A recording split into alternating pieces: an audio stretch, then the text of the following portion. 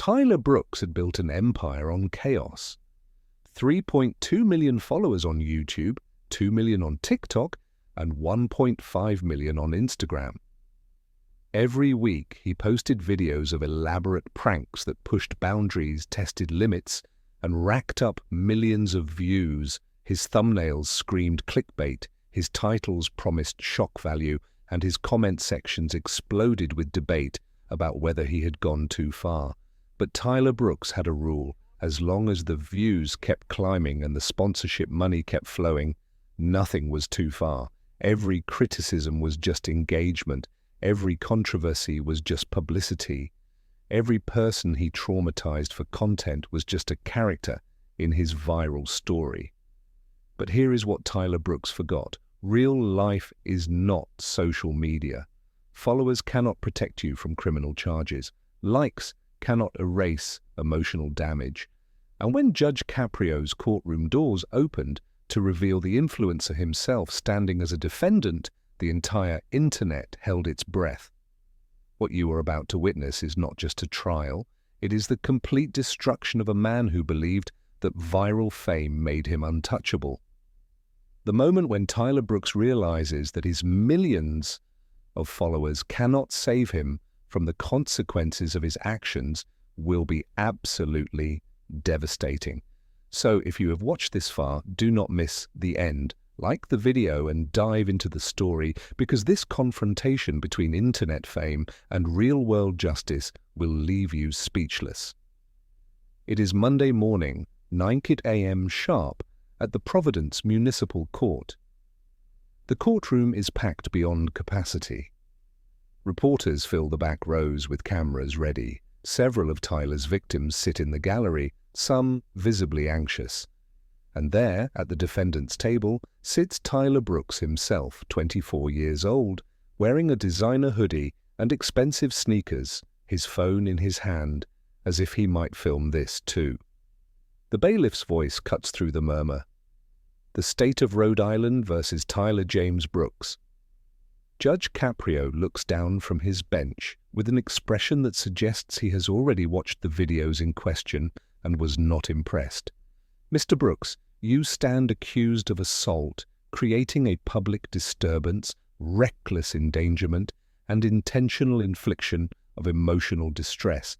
These charges stem from a series of pranks you filmed and posted online. How do you respond?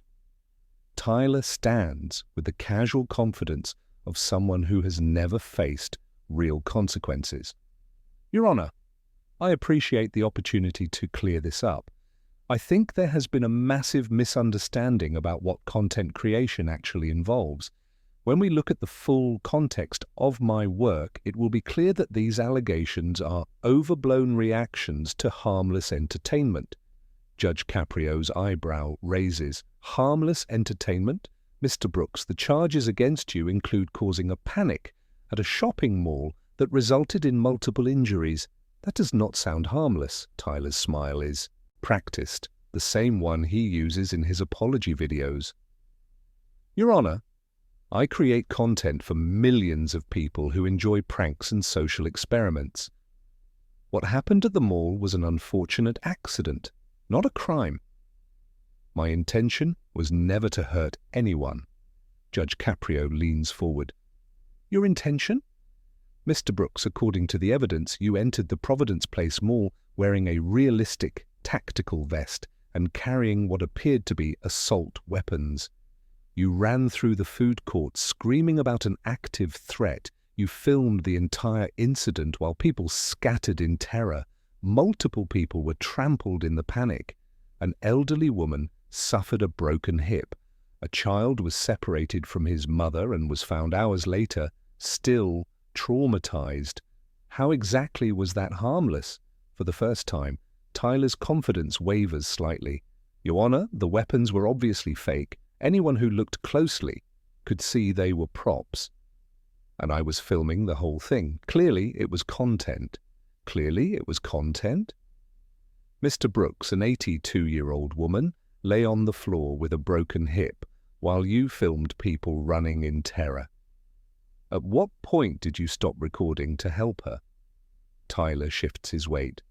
Your Honor, I have a production team. They handle logistics. I focus on the content. Your production team? Mr. Brooks, according to witness statements, your camera operator kept filming while people screamed for help. Your editor, who was also present, encouraged you to keep the prank going even as security guards rushed to respond. No one on your team helped anyone. You all just kept filming. Tyler's voice takes on a defensive edge. Your Honor, we called 911 after we got the footage we needed. We did not just leave people there. You called 911 after you got the footage you needed? Mr. Brooks, you caused a mass panic for content and then waited to call emergency services until after you finished filming. Do you understand how disturbing that is? Subscribe to Judge Stories if you believe that social media fame should never justify traumatizing innocent people for views. Judge Caprio takes a deep breath. Mr. Brooks, let us review the specific incident at the mall in detail. According to security footage, you entered the building at approximately 2:15 p.m. on a Saturday afternoon. The mall was crowded with families, children, elderly shoppers. You were wearing what witnesses described as tactical gear and carrying realistic-looking replica firearms. True or false? Tyler straightens his posture. Your Honor, the replicas were purchased legally. They are sold as movie props. I broke no laws by owning them. I did not ask if you broke laws by owning them. I asked if you were carrying them in a crowded mall. True or false? True, but, Your Honor, that was the whole point of the prank. The shock value is what makes content go viral. Shock value, Mr. Brooks, let us watch the video you posted. Let us see this shock value you created. Ushwamin courtroom falls silent as the video begins playing on monitors throughout the room. The footage shows Tyler entering the mall, cameras rolling, a manic grin on his face. His voice is artificially excited. What's up, Brooks Army? We are here at Providence Place Mall about to pull off the craziest prank we have ever done. This is going to break the internet. If you are not subscribed, hit that button now because you do not want to miss this. The video cuts to Tyler pulling replica weapons from a bag, checking them dramatically for the camera. These look insane, right? Wait until you see people's reactions. This is going to be epic. Then the prank begins. Tyler runs into the food court, screaming incoherently, weapons visible. The camera captures everything, families diving under tables, children crying, people running in every direction. Someone yells, "Active shooter." The panic spreads like wildfire. The camera pans across faces, frozen in terror, parents clutching children, elderly people struggling to move quickly enough. Tyler keeps running, keeps filming, keeps creating chaos. The footage shows the elderly woman falling, people trampling past her, her face contorted in pain. Tyler's camera lingers on her for a moment before moving on to capture more reactions. The video shows a young mother screaming for her son who was swept away in the crowd. It shows a security guard with his hand on his weapon, genuine fear in his eyes as he tries to locate the threat. It shows absolute pandemonium. And through it all, Tyler's voice on the voiceover track is laughing, adding sound effects, celebrating the chaos. Look at them run. This is insane. Best prank ever. The video ends with Tyler and his crew running out of the mall, jumping into a car, speeding away while sirens approach in the background. Tyler's final words, "That was crazy. Like and subscribe if you want more content like this. Brooks Army for life." The courtroom sits in absolute silence. Several people in the gallery are visibly shaking. The elderly woman from the video is present, tears streaming down her face as she relives the trauma. Judge Caprio's voice cuts through the quiet, and his tone is ice cold.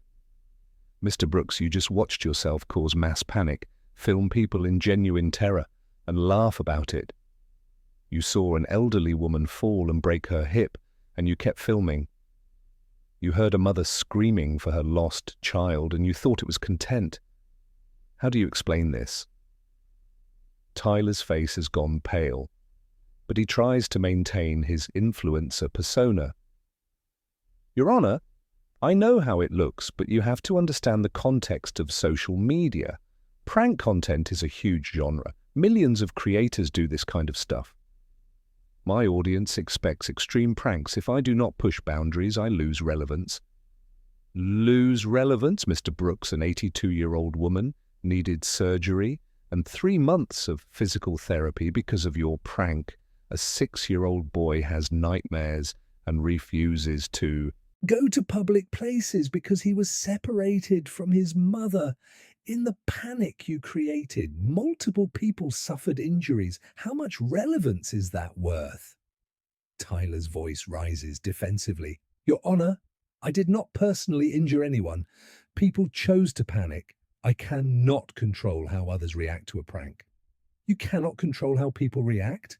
Mr. Brooks, you deliberately created a scenario designed to make people believe there was an active threat to their lives. You wanted them to panic. That was the entire point of your prank. You wanted terror for content.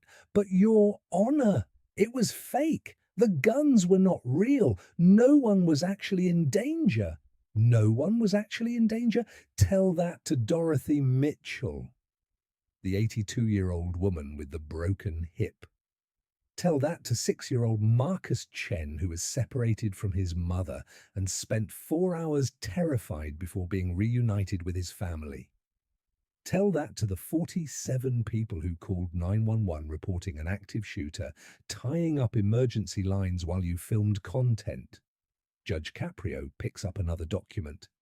Mr. Brooks, the mall prank was not your first offense. Let us discuss some of your other viral stunts. 3 months prior, you posted a video titled "Kidnapping Prank Gone Wrong." You and your crew grabbed a random stranger off the street, forced them into a van, and drove around while filming their terror. True or false? Tyler's jaw tightens. Your Honor, the person signed a release form afterward. They consented to the video being posted.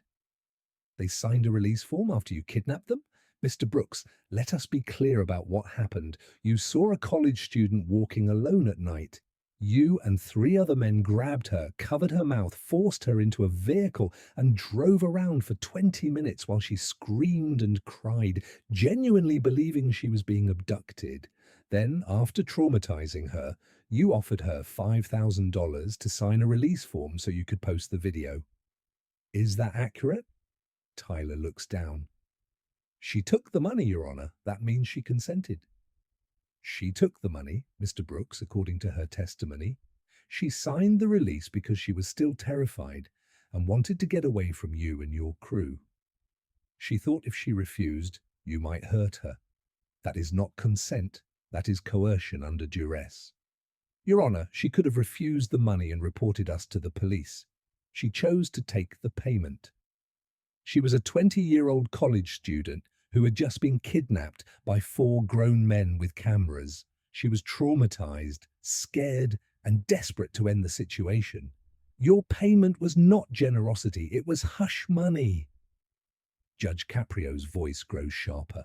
And according to her medical records, she developed PTSD from your prank. She cannot walk alone at night anymore. She has panic attacks in parking lots. She dropped out of school for a semester because she could not function. How many views did that video get, Mr. Brooks? Tyler's voice drops. About 8 million views. 8 million views. And how much money did you make from that video? I do not know the exact amount, Your Honor. Revenue varies based on ad rates and engagement. Mr. Brooks, according to your financial records that we subpoenaed, that single video generated approximately $120,000 in revenue. You made $120,000 by traumatizing a college student, giving her PTSD, and derailing her education. Was it worth it? Tyler's composure finally cracks. Your Honor, I know it looks bad, but you have to understand this is my job. I have employees who depend on me. I have brand deals, sponsorships, obligations to my audience. If I stop creating content, I lose everything. You lose everything? What about what your victims lost? What about Dorothy Mitchell, who lost her mobility and independence? What about Marcus Chen, who lost his sense of safety? What about Sarah Collins, the college student who lost her ability to feel secure in public spaces? Your livelihood is not more important than their well-being. Judge Caprio picks up yet another folder. Mr. Brooks, let us discuss one more prank. 2 months ago, you posted a video titled Fake Suicide Prank on Best Friend. You staged an elaborate fake suicide scene and had your friend discover you. According to the video, your friend spent several minutes genuinely believing you were dead, performing CPR, screaming for help, sobbing hysterically. And you filmed all of it. Do you remember this video? Tyler's face goes ashen. Your Honor, that prank was targeted at someone who knew I did extreme content. He should have realized it was fake. He should have realized it was fake. Mr. Brooks, your friend genuinely thought you had killed yourself. The video shows him calling 911, trying to perform CPR, begging you to wake up. His trauma was real. And what did you do when you finally revealed it was a prank? Tyler remains silent. You laughed, Mr. Brooks. You stood up, laughed, and said, "Got you, bro. This is gonna get so many views." And then you posted the video with his grief, his panic, his trauma, all edited with comedy music and funny captions. That video got 12 million views. How much money did you make from your friend's suffering? Tyler's voice cracks. He forgave me afterward, Your Honor. We are still friends. He forgave you, Mr. Brooks, according to his testimony. He has not spoken to you in 6 weeks. He stated that your friendship was built on content creation and that he finally realized you valued views more than his well-being. He described feeling betrayed, manipulated, and exploited. Does that sound like forgiveness to you? He will come around, Your Honor. He always does. He knows it is just content. Just content? Mr. Brooks, do you understand that these are real people with real emotions and real trauma? They are not characters in your videos. They are human beings whose lives you have damaged for profit. Tyler's desperation becomes visible. Your Honor, I am not the only creator who does this. Prank channels are everywhere. Why am I being singled out when hundreds of other influencers do the same thing? Because hundreds of other influencers have not been caught yet, Mr. Brooks, and because you are here in my courtroom facing the consequences of your actions. What others do is irrelevant to what you did. Judge Caprio leans forward. Mr. Brooks, I want you to look around this courtroom. Do you see Dorothy Mitchell sitting there with her walker? Do you see Sarah Collins, who still flinches when someone approaches her? Do you see Marcus Chen's mother, who has spent thousands on therapy for her son? These are real people whose lives you destroyed for views. What do you want to say to them? Tyler looks around the courtroom, finally seeming to grasp the weight of his actions. I am sorry, I never meant for anyone to get hurt. I was just trying to create content that my audience would enjoy. You never meant for anyone to get hurt? Mr. Brooks, you specifically designed pranks to cause fear, panic, and emotional distress. That was the point. You cannot claim you never meant for anyone to get hurt when causing hurt was your explicit goal. Judge Caprio takes a deep breath. Tyler Brooks, you came into this courtroom the same way you walked into that mall, with cameras, with confidence, with the belief that your social media fame would somehow protect you from consequences. You genuinely believed that millions of followers meant you could traumatize people for profit. But in this courtroom, your follower count means nothing, your view counts mean nothing, your sponsorship deals mean nothing. What matters is the harm you cause to real people. Tyler's face crumbles. Your Honor, please, I can change. I can make different content. I can use my platform for good. Just give me another chance. Another chance? Mr. Brooks, you have had thousands of chances. Every video you posted, every person you traumatized, every moment you chose views over humanity was a chance to make a different choice. You chose profit every single time. Judge Caprio's voice becomes firm. For assault related to the kidnapping prank, I am imposing a sentence of 18 months in county jail for creating a public disturbance that resulted in injuries at the shopping mall, an additional 12 months. For reckless endangerment, an additional 6 months. Your sentences will run consecutively for a total of 3 years in custody. The courtroom erupts in gasps and murmurs. Tyler staggers backward, his phone clattering to the floor. 3 years, Your Honor. I am a content creator. My career will be destroyed. I will lose everything. You will lose everything, Mr. Brooks. Your victims already lost everything. You took their sense of safety, their mental health, their trust in strangers. Now you will experience what happens when actions have consequences. Additionally, you are hereby ordered to pay restitution totaling $475,000 to your victims for medical expenses, therapy costs, and emotional damages. You are prohibited from posting any content to social media platforms for 5 years following your release. All revenue generated from the videos in question will be seized and distributed to victims, and you are required to complete 200 hours of community service working with trauma survivors upon your release. Tyler's legs buckle. Your Honor, 5 years without social media? That is my entire career. My audience will forget me. I will have nothing when I get out. Judge Caprio's response is measured but devastating. Mr. Brooks, your victims will carry their trauma for far longer than 5 years. Dorothy Mitchell will likely never regain full mobility. Sarah Collins may struggle with PTSD for the rest of her life. Marcus Chen is 6 years old and already afraid of the world because of you. Your career is not more important than their healing. The bailiffs move forward.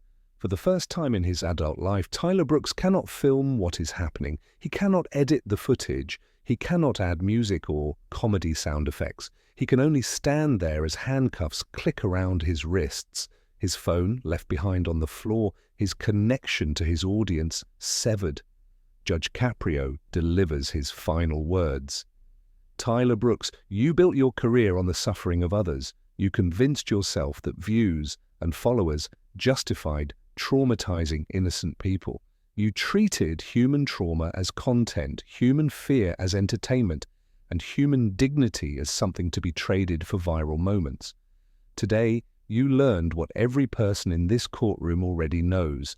Social media fame is not a shield against justice. Followers cannot protect you from consequences, and no amount of views can erase the real harm you caused to real people. You are not a content creator. You are someone who monetized cruelty. And now you will spend 3 years learning the difference between viral fame and real responsibility. Within hours, news of Tyler's conviction spreads across social media. His followers divide into camps, some defending him, claiming it is just entertainment, others celebrating that accountability finally arrived. His videos are taken down from platforms, his sponsorships are cancelled, his collaborators distance themselves. The comment sections that once celebrated his chaos now fill with debates about the ethics of prank content. Dorothy Mitchell begins physical therapy, knowing that her attacker will spend years behind bars. Sarah Collins continues therapy but feels a weight lift, knowing she has been heard and validated. Marcus Chen's mother holds her son a little tighter, grateful that justice recognized his trauma. Sometimes the most important lesson about social media comes from watching someone who built an empire on exploitation discover that real life has real consequences. Tyler Brooks walked into that courtroom believing his millions of followers made him untouchable. He walked out in handcuffs, headed to 3 years in jail, his career destroyed, his platform gone, where he will have plenty of time to reflect on the difference between viral content and human decency. If you enjoyed this story and believe that social media influencers should face real consequences for traumatizing people for content, please like and subscribe to this channel. Check out the other stories where we examine what happens when justice finally catches up with those who thought internet fame meant immunity from the law. See you in the next video. Stay healthy.